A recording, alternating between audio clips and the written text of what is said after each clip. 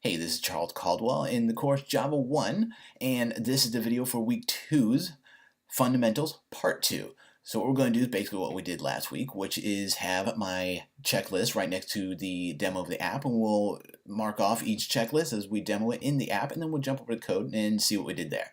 So let's get right to it. Here we are on the computer, and we're looking at the list of changes I was requested to make. There's 5 here, but that's because I broke one of them up into 2. So let's start here at the bottom, change your app icon to a white box with blue check mark, and as you can see, it's right there. We can actually look at the project itself and see here are all of them here, and they're different resolutions. So let's pop on into the app, and it's hard to see whether or not the background is changed because I start off with a white background, but we can actually double check this by looking at the code.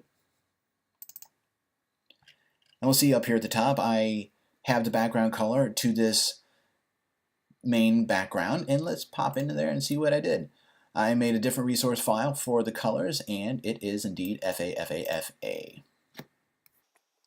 And as we can see, all the words here are in bold as well as the button text. That's all the cosmetic changes. So let's look at this one where I made the app support both English and Spanish. So in order to show that, we're actually going to switch the operating system from English to Spanish. And we'll notice right away the name of the app is different, and we pop in and we see it's in Spanish. Now I apologize to anyone who is a native speaker of Spanish. I got all this from Google Translate, so don't hold me to it as an exact translation. Let's look at what we did quick. There's actually an editor in here for being able to change each of our string values here and actually setting an English and a Spanish equivalent. So when the device is set to Spanish, it reads all of these. So let's switch it back to English. Alright, so let's check that one off. The only one left, we're going to spend the remainder of the time going over this one, which is calculating the median length of the strings in the collection and displaying those right here. So I have a few examples down here just so you can visually see it as I type them in, get an idea of what is going to be inside the collection. So if we start with cat, well, there's only one item in there, so of course the median is going to be 3 letters. So we type mouse, and we'll see that the median is now 4 because it's the average of the 2. When we type in a third word, it's actually going to be the item in the middle, the length of the item in the middle, which is going to be mouse.